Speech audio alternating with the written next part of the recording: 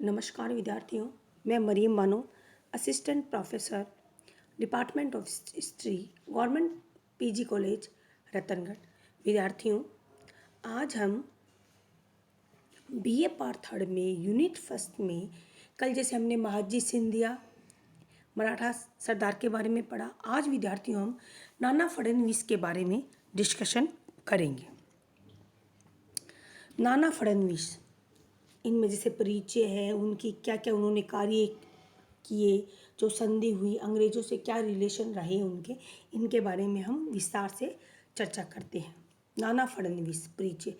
नाना फडणवीस को मूल रूप से बालाजी जनार्दन भानु के नाम से जाना जाता था। इनकी चतुराई, शासन की कठोरता व अच्छी कूटनीति के कारण यूरोपीय लोग इनको अक्सर मराठों का मैकावेली कहते थे।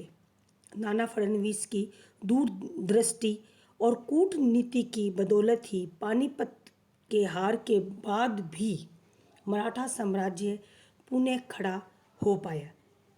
ऐसे में हम नाना फडणवीस से जुड़ी मोस्ट इम्पोर्टेंट बातों के बारे में चर्चा करते हैं। इसमें है, ये परिचय हो गया। अगला टॉपिक है विद्यार्थियों, ध्यान दीजिए, विरासत में मिली उपाधि। 12 फरवरी 1742 ईस्वी को सतारा के एक ब्राह्मण परिवार में पैदा हुए नाना फडणवीस के बचपन का नाम बालाजी जनार्दन भानु था। सभी लोग इन्हें प्यार से नाना कहकर पुकारते थे। नाना फडणवीस के पूर्वज मराठा साम्राज्य के पहले पेशवा बालाजी विश्वनाथ भट्ट के साथ श्रीवर्धन के पास वेलाश गांव छोड़कर सतारा में बस गए। इसके बाद इन्हें पेशवा के कार्यकाल में वित्त मंत्री बनाया गया। मुगलों ने पेशवा को मारने के लिए एक साजिश रची थी, लेकिन नाना के दादा बालाजी महाजी ने पेशवा को बचाने के लिए अपनी बलि दे दी। इसके बदले में उन्हें पेशवा की सिफारिश पर छत्रपति शाहू महाराज की ओर से फडणवीस फडणवीस का मतलब होता है विद्यार्थियों अष्टप्रधान में से एक की उपाधि से सम्मानित किया गया। आप ये नोट करना एग्जाम की दृष्टि से। फडणवीस एग्जैक्ट एक उपाधि है। उपाधि का मायने क्या है? अष्टप्रधान जो होते थे उनमें से एक। नाना के मुताबिक, परंपरा के मुताबिक नाना को अपने दादा से उनकी उपाधि विरासत में मिली थी। अगला इसी क्रम में टॉपिक है, नाना ने लौटाया मराठों का खोया हुआ सम्मान। पानीपत का युद्ध 1761 ईस्वी में पानीपत की तीसरी लड़ाई के बाद नाना फडणवीस ने एक मंत्री के रूप में प्रमुखता से मराठों को अपनी प्रतिष्ठा शक्ति हासिल करने में मदद की, जो पानीपत में युद्ध में काफ़ी हद तक क्षीण हो चुकी थी। इस समय तक मराठा साम्राज्य पूरी तरह से चरमा गया, यानी कुल मिला के पूरी तरह से नष्ट प्राय हो गया था। राज्य की आर्थिक व्यवस्था पूरी तरह से तहस नहस हो चुकी। शासन प्रबंधकों का पैसों के लेन देन पर कोई काबू नहीं था। यहाँ तक कि राज्य में बड़े स्तर पर पैसे का गमन यानी कि भ्रष्टाचार शुरू हो गया, जिससे राजकोष खाली होने लगा। आर्थिक व्यवस्था बिल्कुल चरमरा गई। राजस्व व्यवस्था का कोई ठिकाना न रहा। ऐसे में राज्य की कमान पेशवा माधवराव के हाथों में थी। इन हालातों में राज्य व नवनियुक्त पेशवा को सहारा देने के लिए मात्र मराठा एम्पायर में नाना फडणवीस ही बचे थे।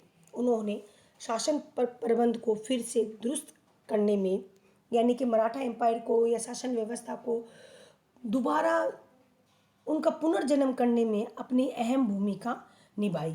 उन्होंने राज्य के अन्य विश्वास पात्र मंत्री गोपाल राय पटवर्धन, त्र्यंबकाय पेठे, राम शास्त्री फडणवीस के साथ मिलकर स्थिति को सही दिशा में आगे बढ़ाना प्रारंभ किया। नाना फडणवीस के मार्गदर्शन में धीरे धीरे पेशवा ने राज्य के राजकोष को पुनः बहाल किया। इन्हीं की बदौलत कुछ समय बाद मराठा साम्राज्य की आर्थिक स्थिति सुधरने लगी। इतना ही नहीं, नाना फडणवीस के दिशा निर्देशों के अनुसार मराठा सेना में हैदराबाद के निजाम पर जीत हासिल की, जिसने मराठा साम्राज्य के सम्मान व प्रतिष्ठा को फिर कायम किया, जिसे उन्हें पानीपत के तृतीय युद्ध में खो दिया था। विद्यार्थियों, इसी में अगला टॉपिक है 12 भाई काउंसिल या 12 भाई समिति का गठन। मराठों के चौथे पेशवा माधवराव की मृत्यु के बाद उनके छोटे भाई नारायण राव पेशवा बने, मगर नारायण राव अपने भाई के समान समझदार व धैर्यवान नहीं थे। ऐसे में बालाजी बाजीराव के भाई व नारायण राव के चाचा रघुनाथ राय को इस बात का मौका मिल गया और उन्होंने शासन पर अधिकार जमाना शुरू कर दिया।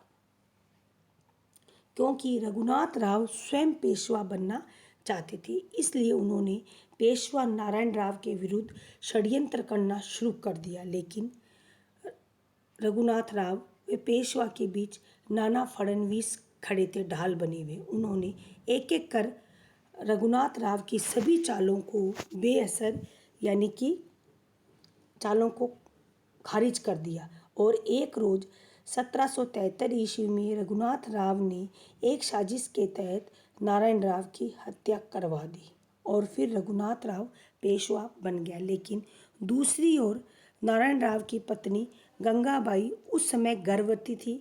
नाना फडणवीस चाहते थे कि उनका वारिस ही पेशवा बने, इसीलिए नाना फडणवीस ने 12 भाई समिति का गठन किया, जिसके तहत उन्होंने अपने अलावा 11 अन्य मराठा सरदारों को एकत्रित किया।